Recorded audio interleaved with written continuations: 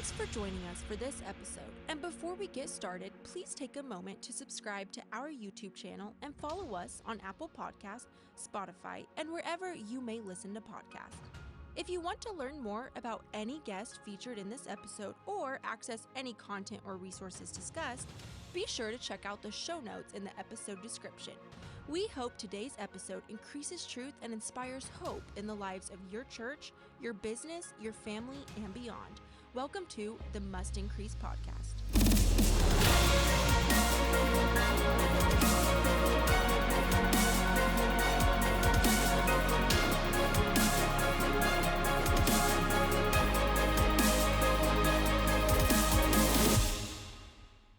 Hey, welcome back to the Must Increase podcast. I am your host, Luke Clayton, and today I am joined by Zach Fridrich. Zach, welcome. Actually, this is going to be your first time officially published on the podcast, but you've been featured in a recording, which will probably be released in the future, of a conversation I had with you and a couple of other guys. But for the sake of our audience, this is the first time. So welcome to the podcast. Welcome. Thanks for having me on. Cool to be here. Yeah. And today we are diving into some movie reviews and previews of what's coming up. I haven't done this in a couple of months. And so, because really, we kind of went through a dry spell there. There wasn't a lot coming out. We had our kind of summer boom of movies, Mission Impossible, Sound of Freedom, New Indiana Jones, Fast and Furious. I'm not saying all these were great. These are just ones that happened. And then we kind of hit a little bit of a lull there. We had a few here and there. I never saw the Barbie movie, never got into the hype, so not much to say on that one. But now we have had a few new, I would say, pretty decent things worth reviewing, as well as some series, or actually one particular new series to talk about. And so I'm looking forward to getting into that today. So Zach, unless you have some introductory thoughts, I'm going to just dive right in. I'm actually surprised you didn't go see the Barbie movie, because I feel like that would have been right up your alley. Aren't you a girl dad? I feel like all the girl dads are supposed to go see that movie this year. I am. And, but for all the different reasons of the fact that I heard that it's not truly a kid's movie, I was like, I'm not taking my daughter to see this. Yeah. I mean, that was, I'm not saying now that I think it's going to be streaming somewhere soon, so I might watch it, but it's like, what I don't know. Studio put that out? I believe it was Warner Brothers, so okay. It'll probably be streaming on Max or I don't know. Who knows? I don't really care. But hey, once it's streaming, Warner Brothers pick. That is so weird, because you have the dark brooding Batman, and then you have like the Zack Snyder cut Justice League, and then you have they did I think it was like Pennyworth, which is like pretty much a prequel of Alfred Pennyworth's life before he got involved. Yep. And all of that's like dark and stuff, because it's like right after World War I, and they're just coming back from the war and all that stuff. And then you have Barbie. It's just like, Warner Brothers was not one of the ones where I'm like, oh yeah, that's Warner Brothers studio film. Like I thought like Paramount or Universal or something like that, and then you threw like, the same people that do like HBO and all that stuff. I'm like, that's kind of weird. Okay. Yeah, well, they definitely, first of all, put their spin on it that you would maybe expect from something like that. I mean, again, I haven't seen it, but I've heard enough about it to know that it wasn't, again, exactly a kid-friendly movie. And whatnot. And I'm not going to get into all that. There are some people they're each equally convinced. Some are convinced that it's feminist propaganda. Others are convinced that it's actually an anti-feminist film, type of, I guess, called a parody or something like that. I don't know. Maybe I'll make my own determination of it if I decide to see it at some point. But they did make a lot of money off of it. And there is kind of this rumor out there that Warner Brothers did this on purpose, because they released the same weekend as Oppenheimer. Oppenheimer was put out by Universal. It's Christopher Nolan's latest film. Christopher Nolan, this is the first time since the whatever film he did before the Dark Knight trilogy. I think it was The Prestige. It's the first time in 20 years that he has released a film with any other studio other than Warner Brothers, because he got up in arms back when Warner Brothers decided to simultaneously, during the COVID era, they were releasing their films the same day in theaters and releasing them on HBO Max the same day to try to boost streaming numbers. Nolan didn't like that, so he said, "Fine, I'm done with you." He moved over to Universal, and so it's a rumor. Part of the rumor out there is that Warner Brothers did this to kind of spite him, and they did technically win. Barbie did win the box office overall, that opening weekend and overall over Oppenheimer. But it is what it is. That's so weird. Like if you were to tell me, like, even like a year ago, but like go back like 5-6 years ago, when like you have Dunkirk just comes out right in 2017 and just absolutely kills it, and you tell me that the director of that movie is gonna lose box office weekend to a Barbie movie, I would have slapped you silly and just left. Like, no way. No way. Yep. But here's the thing. Two things. First of all, and we're spending a lot more time talking about Barbie than I thought we would because I haven't seen it. But hey, you know what? This is good. This is good content. The first of all, Barbie did an incredible job marketing. Barbie led you to believe in their marketing that it was in fact a kid-friendly movie that every little girl or girls of all ages should go see. And then apparently when you show up and you start watching it, you're like, okay, this is a lot more adult in terms of its content. Secondly, though, Christopher Nolan, I saw Oppenheimer, and I haven't officially reviewed it, and I'm not going to, simply because it's a rated R film, and it's what I would call an unnecessarily rated R film. There are 2 or 3 questionable scenes that are sensual in nature. That's all I'll say about that. That are completely unnecessary to the story, and that is what caused it to get a rated R rating. I really do believe, and because here's what happens when your movie is rated R, you limit your audience because now legally there is a limitation on who can see it. And so I really do believe that if Nolan would have just stuck to what he's done the past, again, 20 years and just made made it a PG-13 movie, that he would have at least gotten closer, if not exceeded Barbie at the box office. So I really think he hurt himself by going the rated R route. And I don't really understand. I mean, I've heard all the things of like, he's just trying to prove that he can be gritty and whatever, but really at the end of the day, it was just like a handful, like I said, 2 or 3 scenes, and a few extra choice words in terms of language used in the script that could have very easily been omitted, and he gotten that PG-13 rating. Anyways, I digress on that. He still made a lot of money and he's a multimillionaire and he'll make an awesome movie again at some point. So let's talk though about what I have seen, and kind of get into that. So the latest, or the first one that I'm going to go over, and I'm not going to try to take a lot of time on any one of these necessarily. But Zach, if you saw it or have any questions about it, feel free to dive in. The first one is Gran Turismo. And this is first of all, I'll go and say better than I expected. Not the best movie I've ever seen, but I will say I like a good racing movie. If nothing else, for the visuals and the sound, which was incredible. Did you ever see Ford versus Ferrari? Came out a couple years ago. Probably 3 or 4 years ago at this point. Oh yeah. My wife doesn't really like the racing movies. She loves that. There's that one in Rush. I don't know if you've seen Rush. That's another good read. I've actually not seen Rush, but I know what you're talking about. Yeah, but Ford versus Ferrari, I watched it and I'm just like, this was a lot better than I expected, because you watch most racing movies and it's either really bad acting covered with really cool like scenes, like car chase scenes or racing scenes, or you get Fast and Furious launching their car to space because they have run out of ideas. So those are like kind of the two. So Ford and Ferrari is like, wow, this is actually pretty legit. This is really good. Like, but I mean, that's probably because Christian Bale and you have a star-studded cast, and Matt Damon and everyone else is just like, wow. John Bernthal is in there, one of my favorite actors to watch. Like, you just get him in there and he's cooking.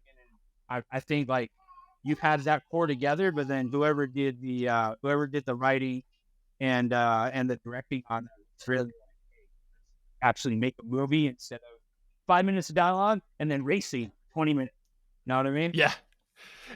Exactly. Yeah. And I really did enjoy that. And one of the reasons I like a movie like that, and this is why I like Gran Turismo, is there's something about the sound design of a racing movie, that really, you got that when those just, especially if you watch it in, like the theater here in my town now has one of these Dolby Cinema um, theaters, and they try to make a big deal of the picture quality. It's good, but really they're trying to be.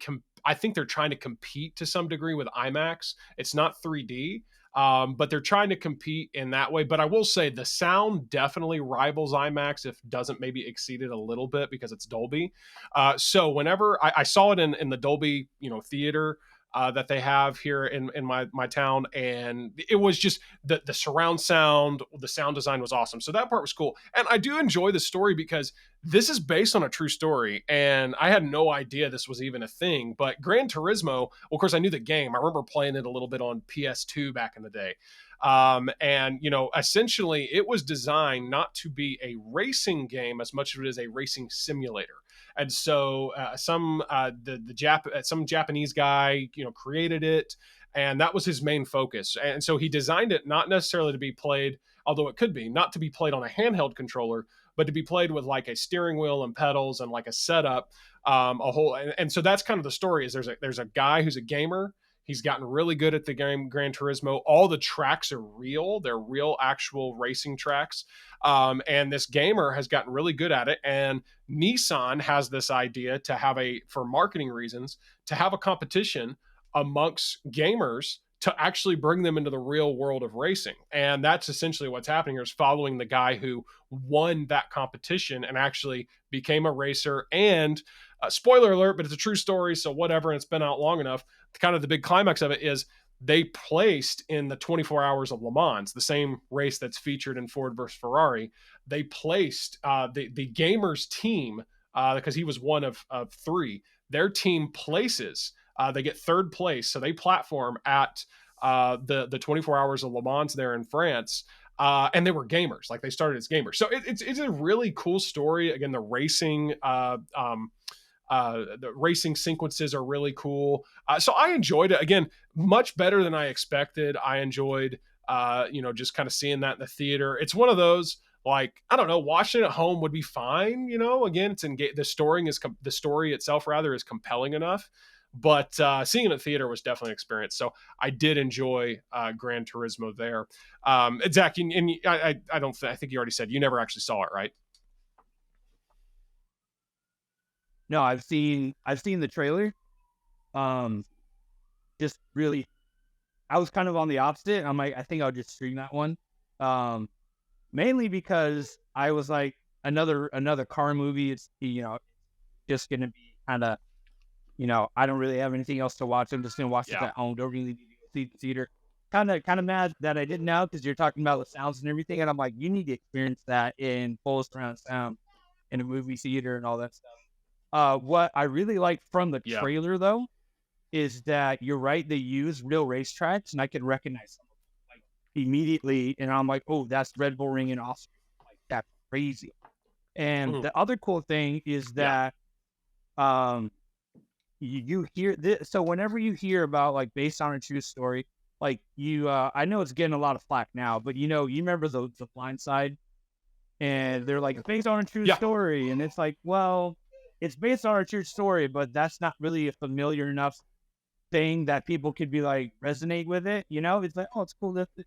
Gran Turismo is like literally you have motorsport stars in NASCAR that have gone this same exact route. So Dale Earnhardt Jr. runs Junior Motorsports, and this was like probably either pre-COVID or right around COVID, where he was hopping on the simulator. They do iRacing, and hopping on the simulator racing with other guys. And he actually hired a couple of drivers for his NASCAR team in kind of the development series, the Xfinity series, to race for his team in actual race cars. And they're winning championships. And so it's like, not only is this like a real thing, but it's also still happening.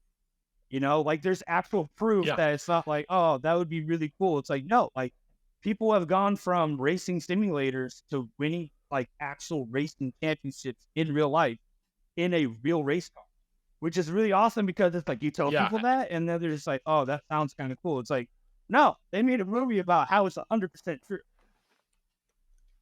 I know. Yeah. And I think this is the first, I think this, if I remember right, that they were saying this is the first time it's happened, that it happened. And they kind of introduced this as this is actually a viable way to find new Right. racing talent.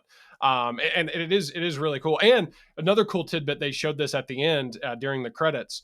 The guy who obviously it's an actor portraying, and I can't even remember the guy's name now, actor portraying, the main character, the real guy, but the real guy, whoever he is, again, I cannot remember his name. I should have looked that up before we started, but he actually was the stunt driver for himself, for the guy portraying him. So he's actually racing and driving the cars and anyway, so yeah, I think it's the backstory to all of that makes it even more fascinating. And like I said, it just was an enjoyable watch. I definitely, I left the theater, was like, hey, I definitely enjoyed that. I didn't feel like I wasted my time or anything. So really did like Gran Turismo. So the next one that I saw, and actually I just saw this at time of recording 2 days ago, Monday. So earlier this week, at time of we released this, I saw this on Monday, this past Monday, is The Creator. Now, The Creator, the premise is this. So first of all, The Creator to me is the movie that Nolan should have made. You know what I'm saying? Like he made Oppenheimer was fine in terms of it's a biopic, it's a drama. There's no action. It's just the acting is fantastic. The story is interesting. It's 3 hours long. That's my only strike against it, and the fact that it's rated R for unnecessary reasons. But it's not a typical Nolan pick. It's not like a this trippy story, sci-fi, messing with time, the things that he usually does. The Creator kind of is like, that's why I say The Creator to me seems like the film that Nolan should have made this year. So the premise is this, is that it's fast forwarding in the future, 50, 60 years, and there is AI that's now being used or is now being developed to a point to where it's essentially their version of Terminator. I was about to say the Matrix, but not really, because the Matrix is the simulation. But anyways, so it's their version kind of Terminator, where the machines get so intelligent to where it's a man versus machine type of situation. And so that's not an original premise, but I think it is an original approach, and it's an original film or story concept. It's at least the most original I've seen in a while, because we're living in an era now in terms of what we're seeing in movies where things are being we're just seeing spinoffs, we're seeing sequels, we're seeing comic book, seems like remake after remake, reboot after reboot. And so it was nice to see an original story, even if the premise is somewhat based on something unoriginal, again, kind of like man versus machines, not something I haven't seen before. But so the idea is this, without trying to spoil it too much, is that the world of AI, they're specifically calling it AI. They're referring it to AI, artificial intelligence, throughout, not just machines.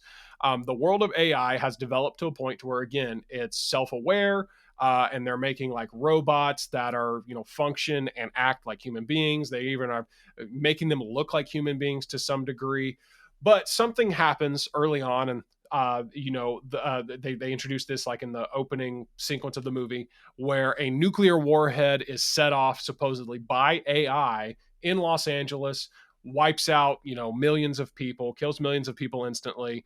And so the West declares war on AI. So America and Western civilization goes complete anti-AI, while Asia fully embraces it. And so essentially it's the West versus the East, humans versus humans and AI. And so it's an interesting premise. Here's what I don't like about it overall. This is the same thing I don't like about something like Avatar, other than the fact that I think Avatar is kind of stupid. But Avatar and this share this in that they make the villain out to be human beings, and specifically American human beings, and specifically the American military. I don't like that. I hate that. I hate seeing that in Avatar, especially Avatar, the first Avatar. The Marines are the bad guys. I don't like that. I guess I'm just too patriotic and American and whatever you want to call it, traditional. I don't like seeing that and that portrayal. And that's definitely what this winds up being. In fact, the kind of the ending of the matter, if you will, the conclusion of the matter of the creator is that this in this world, AI has developed to the point to where it is equal with human, and we need to accept that. Don't like that. Don't so just from a moral perspective, don't like it. Now, if I can set all of that aside, I like everything else. I like the again. I think it's an original story. I like the acting. It's John David Washington, the same guy who was in Tenet, son of Denzel Washington. He's a really good actor. Good action, amazing CG. Here's the thing, and this I thought found really incredible. They made this film. It's what you would. I mean, it's a lot of action, a lot of, like I said, CGI, sci-fi. They made this film on an $80 million budget, which is crazy when you think about it, because typically a movie like this is going to be double that, if not more. And so the fact that they were able to do that is impressive and in and of itself. And like I said, I like the originality of it, but again, I do not like the overall message, which is again, American military is bad. And I guess we're all supposed to accept AI and machines and treat them as equals. If this time ever comes, no, thank you.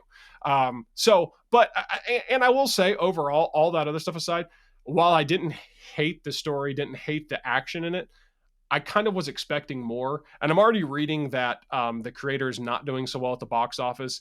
And I think a lot of that, though, actually has to do with marketing. Their marketing was not great. In fact, I didn't hear about this until maybe 2 weeks ago. And this is the type of film, again, just based on the nature of it, they're kind of going for this blockbuster feel.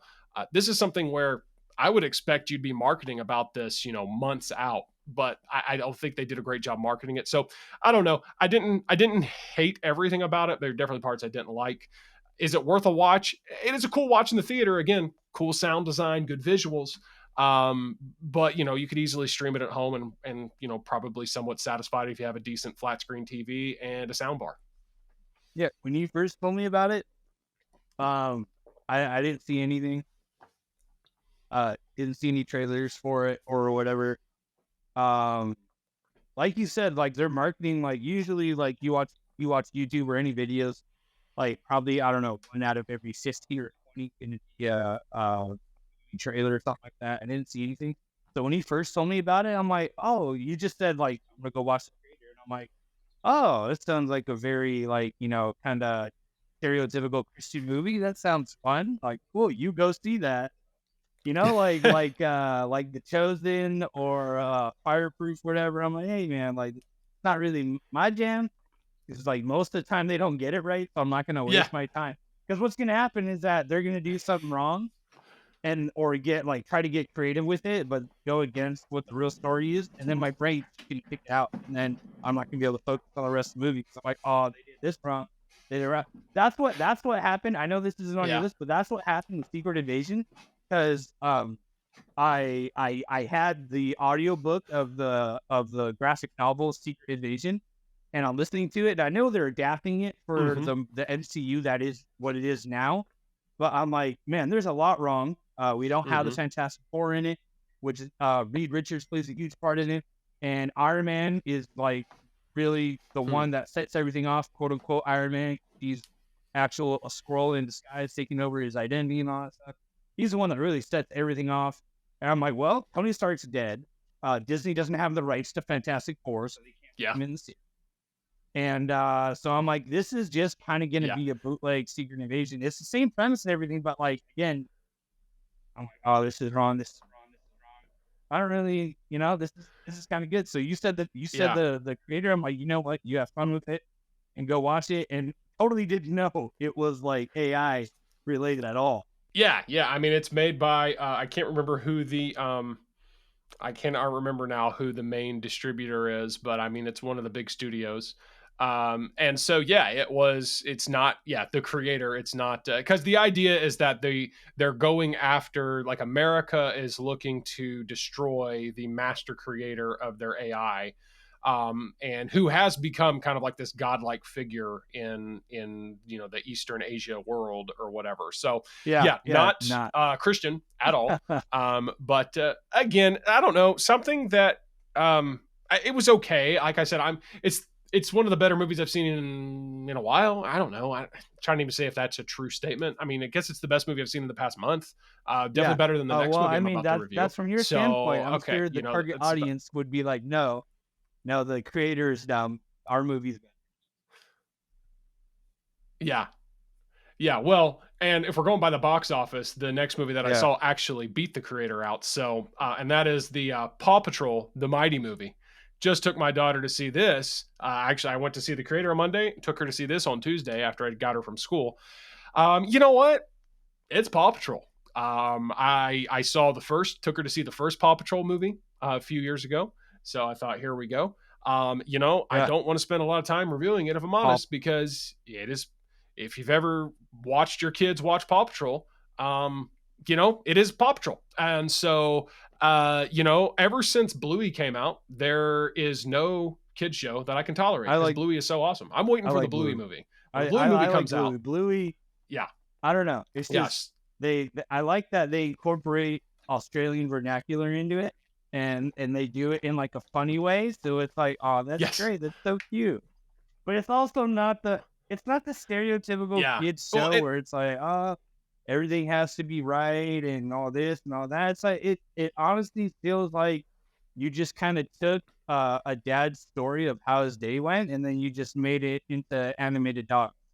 yeah, that's actually a good way of putting it because their storylines of each little episode is almost they're really creative in their writing and brilliant in their writing because they make it in a way to where it really does appeal to an adult. And there's always this like almost always this deep underlying theme that in some Right. ways at times can be maybe even dark and heavy. But they have a way of like communicating it and whatever. And yeah, so Bluey is fantastic. Paw Patrol the movie, the Mighty movie. Okay, I mean here's the summary of it. A meteor comes from space, gives the dog superpowers. There you go. That's what happens. So my daughter liked it. That's what it was about. It was about a daddy-daughter date, and we succeeded in that. But when it comes out on Paramount Plus streaming, which it probably will in the next month, if you got a kid old enough to watch it, they'll probably appreciate it. It's not Good. woke though. I do appreciate that. There's no woke garbage throughout it. There's no little subliminal messaging or anything like that. There's one moment where I think they're making a dig at Trump, but I'm like, okay, whatever. I mean, who cares? So yeah, that was Paw Patrol. Now let's talk about streaming for a minute. And this isn't on my list, but you brought it up. I'm going to circle back to it briefly because it was that forgettable for me. And that was the Secret hold Invasion on. series. I I gotta had be really honest. high hopes I'm for about that. 2.5 episodes in, so don't get. I'm way behind, bro. I'm way behind. Oh, okay. But, yeah. Oh, okay. Yeah, you are because that came out like that June. was one of those things where it's like it or came July, out maybe. and then I just really I didn't have Disney Plus or whatever, so I'm like, not really important to me. Disney also had the track record that everything after Loki season 1, all the series they had was pretty much garbage. So I saw the Falcon and the Winter Soldier, and I was like, okay, this one's Falcon Winter Soldier. I Yeah. think what they did is that they set the bar so high with WandaVision that Loki comes out and sets the bar higher. So now anything else that doesn't match even WandaVision, people are going to be like, I don't really care for it. Which is what, like, I honestly, so they also did this thing where it's like, and this is where, and correct me if I'm wrong, because I actually didn't watch the entire last episode of Falcon and Winter Soldier. But they got to the point where it's like, yeah, Captain's dead, so we're just gonna follow the comic storyline, and now Anthony Mackie's character is gonna pick up the mantle. He's gonna become, and as soon as it was like, okay, that's pretty predictable. I really don't really need to see the rest of this. They're gonna fight. The bad guys are gonna be vanquished. He's gonna pick up the mantle, and they're probably not gonna use him because that's what they keep doing.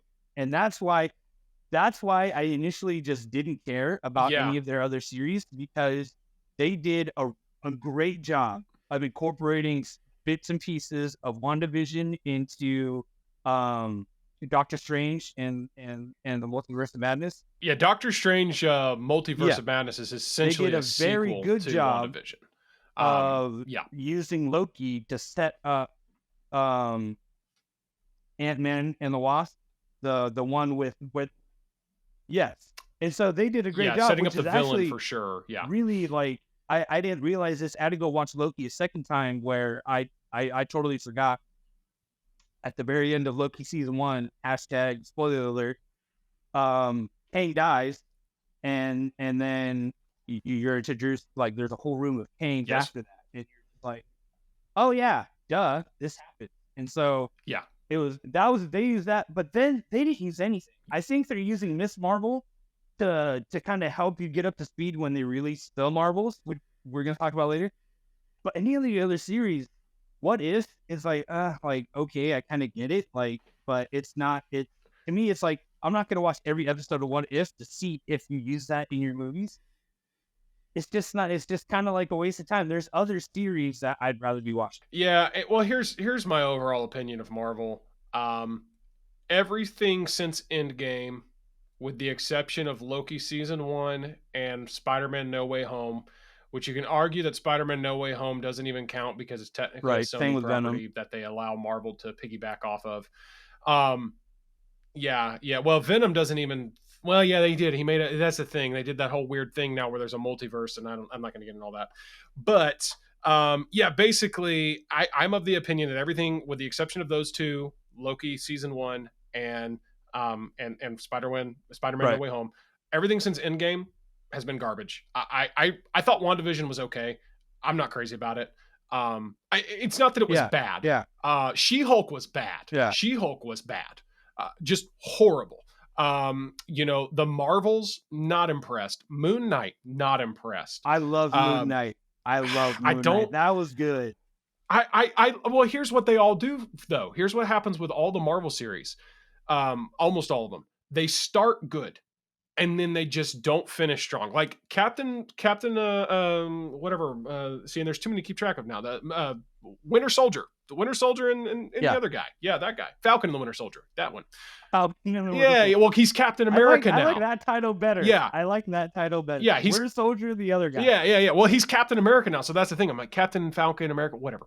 But it starts good. Like the first 10 minutes of that series is awesome. Like in terms of action and whatever, and the setup for the first episode, great. Yeah. Ending, meh. Yeah. Like it's kind of like it just kind of dies. Loki to me is the only one so far that has just been honestly, it started out when I was like iffy about it, but it ends so strong, and so I've really enjoyed it. But the circling back to Secret Invasion, I won't spoil it for you. Now, I will say, Zach, I'm not like you. I'm not tracking with the comics, the original source content. I don't follow any of that, so I don't have a point of reference like that. But again, I mean, I don't want to no spoilers, but it is that typical Marvel series with Secret Invasion where it starts strong, but I'm not crazy about how it ends. And that's kind of been the story of Marvel's series thus far, again, with Loki season 1 being the exception there. Speaking, though, of shows that start strong and end kind of weakish, Ahsoka is the latest in the Star Wars series. Now, Star Wars, I'm of the same opinion with Star Wars that I am Marvel. Ever since Disney took over, it's just been on the decline. Used to, as a kid, love Star Wars. Here's the sad thing, and I'm not going to get into all this right now, but to me, the prequel or the sequel trilogy rather was so bad, especially Last Jedi and Rise of Skywalker. I actually liked Force Awakens, but episode 8 and episode 9 to me are so bad they almost retroactively screw up the original trilogy because of what they do with Luke Skywalker. Because like making him out to be just this grumpy old curmudgeon, basically. What they do with Leia, even, like, I don't know, like she just wasn't the same. Like, I don't know, like Han Solo, I love that they killed him off. I thought that was awesome. I really do. I like the you said all that to say. I've had very mixed emotions about all the series in particular. Mandalorian again started strong. Seasons 2 and 3 have been weak. Um, I like the Obi-Wan Kenobi series, pretty good. I don't think I've officially reviewed it, but I actually didn't hate it. I don't think it has Yeah. potential for more. I think they're going to try to squeeze more out of it, but I don't think they can. What was the other one? The one about the Rogue One Oh, guy. I'm usually really good with remembering what Andor. these are. Or Andor. Yeah. So Andor was good, but here's where it loses me. Rogue One, Andor is based off of, it's a character from Rogue One, which is based off of a backstory from A New Hope. Right. So it's a spinoff of a spinoff, and you're just kind of losing me at some point. So Ahsoka actually fits that mold perfectly. Here's the thing. If you're going to watch Ahsoka, you talked about What If and Marvel. I don't get into the animated stuff. I just don't. So even if they consider it canon, I don't care. So did you ever watch Star Wars Clone Wars animated series or Star Wars Rebels? Yeah. So, but okay. I grew up with that. So that was like, you come home and you watch that on TV and stuff. That was before streaming was actually a thing, where Netflix was still sending stuff out. The DVDs. In mailers. They shut down that service, by the way. They've officially shut down their DVD service as of like a few months ago. I would say 7 or 8 years too late. Like you should have done that forever ago. You know, like when everyone started copying you and started making their own stuff, especially when you had plus this, plus that, you should have just killed it then. But yeah, the Clone Wars, like I grew up, like you come home after school, it's on Cartoon Network, you watch. Yeah.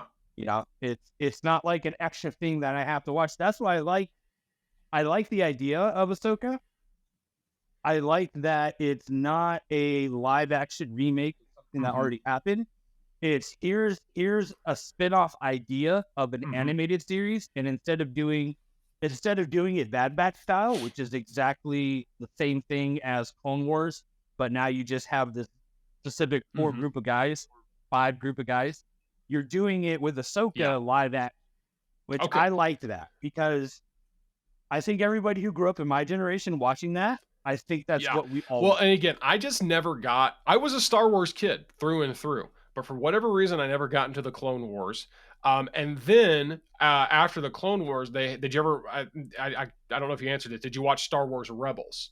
That is kind of okay. No. So I will tell you this: since you've seen Clone Wars, then you're going to be somewhat set up. But you really, to understand what's going on in Ahsoka, you have to have watched Clone Wars and Star Wars Rebels both. So what I did is I found some guy on YouTube who was willing to summarize it for me in 17 minutes. So I watched that because I'm definitely not going to watch all those series. So it actually did. He did a good job of hitting the high points and explaining what's going on. I was actually, because I got probably 4 episodes in and like, I was like, okay, I'm losing it, man. I don't know what's going on. Like, I feel like they're expecting me to know information and so backstories and stuff. So I did. I watched all of the, I watched that little summary and that did help. So again, it starts strong around, like I said, episode 4. There's just something weird that happens that gets introduced. And apparently it was introduced in Star Wars Rebels. I'll just spoil it. It's space whales that can travel at the speed of light. I know this is sci-fi. That sounds like a Star Wars thing. It's so yeah. And like I said, I know this is sci-fi. I know this is a world of space wizards that wield laser swords. I know, this is. I'm trying to accept it, but that was just a little. I was like not jumping the shark, or I guess jumping the space whale in this case. Yeah, it was just a little too much for me. In the weird category. So I've tried to remove that. I'm trying to remove that from my mind of like, okay, that part I'm going to give it a pass. I do like Thrawn, the main villain. Yeah. He was introduced in Rebels, I believe. Maybe he was introduced in Clone Wars, but he's really a big part of Rebels. And I do like him. He's a fantastic villain. Of course, he doesn't come in until like the 6th episode. But that's the whole he's really the whole driving force behind the show. Everybody's like, the bad guys are looking for Thrawn to help rebuild the Empire. it definitely ends in a way to where you think there's going to be like there's definitely setting it up for a second season. And so we'll see what happens, or they're setting it up for something more. And I've heard that actually may take form in an actual new Star Wars movie, because it happens in the same time period as The Mandalorian. So I'm hearing that they may have a actual movie that brings Ahsoka and The Mandalorian together. So I don't know. Like I said, we'll see. I didn't hate it. I just finished it. What would that have been? Tuesday night. I didn't hate it altogether, but again, started strong, ended kind of weak. Yeah. Just kind of par for the course here. So that's Ahsoka. I got to move on here for sake of time. I put on here just as an honorable mention, Shark Tank. That's our old show. That's been on for 15 years now. Right. I've been watching reruns of it, and it's awesome because I love the show. I love the business entrepreneurial side of it, but I love watching a lot of these, like specifically tech sector products of like 10 years ago that are nowhere to be heard of now. Yeah. That have been outdated or whatever. It's been cool, and they're actually just started their 15th season. So Shark Tank's always a great watch. All right, Zach, let's do kind of a quick rundown here of what's coming up. I think the most notable thing, because it drops actually at time of recording, it drops tonight. So tomorrow, when you're watching this episode, it will already be out on Disney Plus, and that is season 2 of Loki. Now, I obviously, I've already sung some pretty strong praise of Loki season 1. So I have a lot of high hopes for this. I am really hoping that they carry the momentum with Loki season 2, but I don't think they will. I'm just gonna be straight up with you, Zach. Yeah. I think they dropped the ball on this, just like they did in Mandalorian season 2. And just because this is the trend, unfortunately, of Marvel now that they're with Disney, and it's been the trend of Disney overall, if we're honest. So I don't know about you. I just don't have high hopes for it. I'm setting my expectations pretty low, but I'm going to give it a watch either way. For me, it depends on if they actually incorporate what happens in Loki into the MCU. Otherwise, I'm like, why am I watching this? Like we talked about earlier, it's like there's some series that they did, like She-Hulk, they have no business. They're not even going to try to put that in the MCU. It's just like, oh, we just want to put out content and stuff. So it's like, here, She-Hulk, we did it horribly, we'll watch it anyway. So you're going to be able to tell, like right off the bat, there's a lot of scenes that come to play. If we're recapping quick, what's her name? Female Loki killed Kang.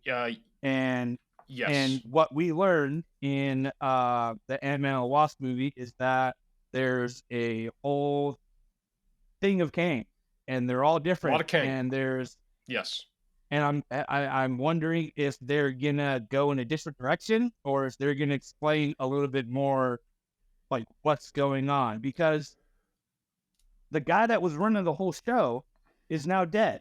So it's like, where are we picking up? You know, is somebody else taking over the TVA?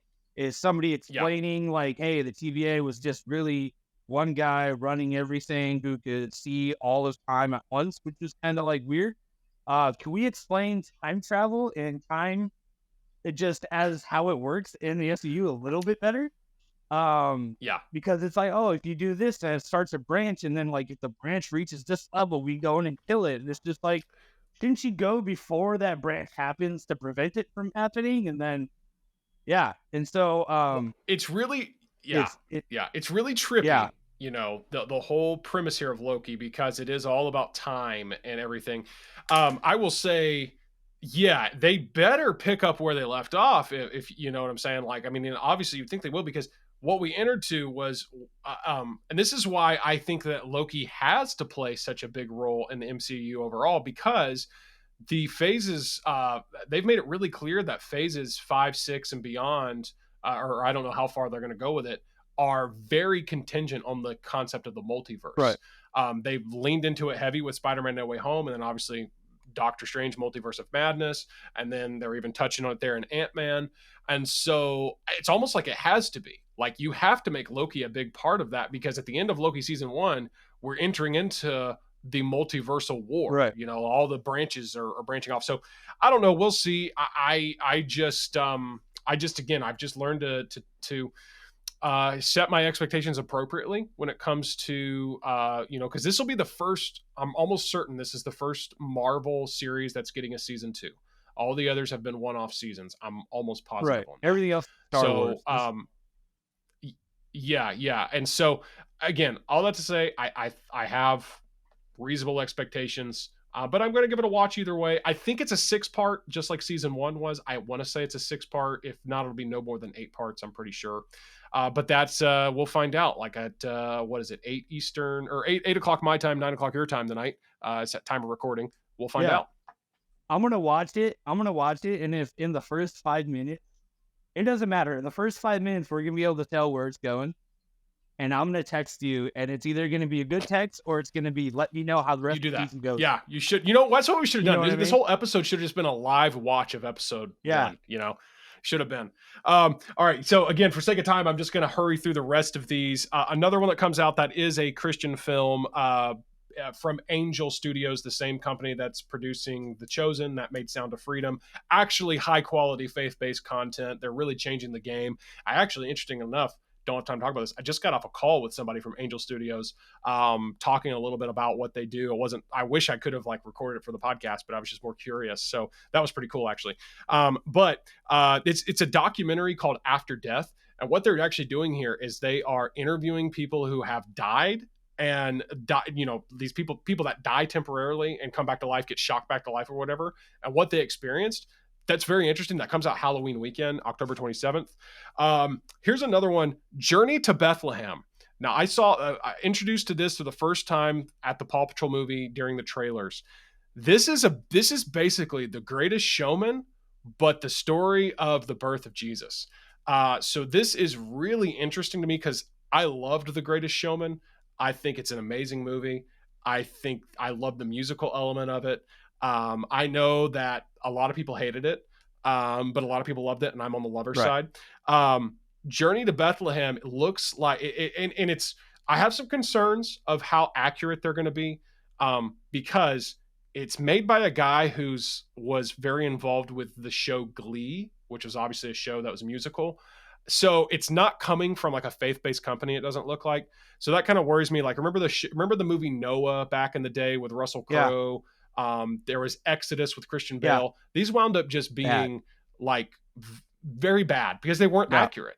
And so that's my concern. But I love that they're taking, it comes out in November 10th. So getting into the holiday season, I love that they're taking the Christmas story of Jesus and they're making it a musical. And some of the songs, they previewed some of the songs, they sound pretty catchy, very Greatest Showman-esque, that Broadway feel. They've got Antonio Banderas playing King Herod. So I think that's an interesting casting choice. Yeah. So I'm actually really the bad guy. I like it. Yeah. And he's got a musical part. So anyways, it's definitely something I'm looking forward to. So that is November 10th. Also, the weekend of November 10th, The Marvels, which is a sequel to Captain Marvel as well as Miss Marvel, the series. They're bringing these characters together as well as a character from WandaVision, Captain Rambo there. Again, just like everything Marvel, I got my expectations set appropriately. Yeah. Hey. We'll see. Then there's a Hunger Games prequel, which I could care less about, coming out November 17th, but it's on the list, so I'm going to mention it. Then there's a new Disney animated movie called Wish coming out November 22nd. Now I'm already hearing rumblings that this is just another woke joke from Disney. I wouldn't be surprised if it is. I'm debatable if I'm going to take my daughter to see it. It will depend on what the actual reviews and feedback and critics are saying about that side of it once it gets released. It's I don't know what to think about it yet. I've seen a trailer, looks like an animated film. And then Wonka. This is the prequel to Willy Wonka and the Chocolate Factory, essentially the origin story of Willy Wonka, played by Timothée Chalamet. I don't get the hype for Timothée Chalamet. I think he's okay. Seen Dune? I don't think he's that great. Dune is pretty good. I think he did really good. Yeah, I'm looking forward to Dune Part 2. Yeah, Dune Part 2 is next spring 2024. That's gonna be good. I'm pretty sure. I see. I like. I Dune saw Part Dune 1. in theaters. Like I don't really. If a movie is if I like it and like this is a me movie, like, I'm gonna go watch it in theaters because that's something that like I want to go enjoy. Like some like there's a lot of Marvel movies they put out where I'm like I'll just stream it. I wish I did that with Thor: Love and Thunder. It was pretty terrible. Like I wasted money on that one. Yeah. Yeah. But when I saw the trailer for one of the few trailers, I never watched trailers. But if I'm in the theater, you kind of have to. You're a captive audience. Oh yeah. I saw it for Wonka, and I saw like, oh, it's from Dune, and then I'm like, this could go a lot of different ways, and most of those ways I don't really think I'm gonna like it. And like, if they try to Johnny Depp this, but with Timothy Chalamet, I don't think I'm gonna, because he kind of gave off that like in. I love Gene Wilder's Wonka character because like Well, he's of course. weird but Who doesn't? zany, and then you have Johnny Yeah, Depp who's creepy, and and then who's just weird. you see the trailer for Wonka, and then Timothy Chalamet kind of does that, and I'm like, did you just watch Johnny Depp and then say I'm gonna do that? Because it's just kind of weird. Yeah. It's just, you It, know, it is, and I don't know what I think about it because I don't know. I'm not really into this whole like, oh, let's make a spinoff 40 years Right. later. I don't, or a prequel in this case. Of course, I say that, and one of my favorite movies I've ever seen is Top Gun Maverick, which is a 30-year sequel, but I don't care. It was awesome. So I don't know. I don't know what to think about it. It's coming out December 15th. I don't know if I'll see it or not. There's really not a lot of options to Yeah. see, sadly. What I just listed is about it. But that's about it. But Zach, for sake of time, I think we need to kind of wrap it up here. But I'm glad that I got a chance to kind of review what I have seen, preview what's coming up, and we'll be back. I'll be back probably in about a month or so to talk more about maybe I will have seen a couple of these. Loki will be a few episodes in, so yeah, we'll more to come on that. But yeah, Zach, thanks for joining me for this episode. Any closing thoughts as we sign off here? In what, 5 hours, I'm gonna text you, and it's either gonna be, hey, next time we do this, I don't really care to talk about Loki, or I can't wait till the season's over. Oh, we'll see. Yeah, we'll see. Yeah. I'm managing my expectations appropriately, but I'm going to at least watch it, and I guess that's all Disney Right. cares about. So they're gonna at least get that. They're gonna get the Oh, hold eyeballs. on. We should. All right. Well, we hey, should do yeah. a prop bet as to whether or not they have the alligator Loki come back. Because everybody loved that dude. I'm like, I wonder if they bring him back. Oh yeah, you'd think they'll. Man, there's so much. I don't have time to, but I need to rewatch it. I've seen it twice. I need to rewatch the series again. But yeah, there were a lot of interesting versions of Loki, that's for sure. But yeah, once again, Zach, thanks for joining us. Thanks for everybody else out there joining us for this episode, and we'll see you in the next one right here on the Must Increase podcast. We are so glad you joined us for this episode. And don't forget to subscribe to our YouTube channel and follow us on Apple Podcast, Spotify, and wherever you may listen to podcasts. Also, we'd really appreciate it if you could leave us a 5-star review and share this podcast with your friends. You can connect with us online at mustincrease.com, and if you'd like a topic or question to be featured on a future episode, send us a text to 615-900-4461. Thanks again for joining us for this episode, and we look forward to seeing you next time as we continue to increase truth and inspire hope in the lives of others right here on the Must Increase podcast.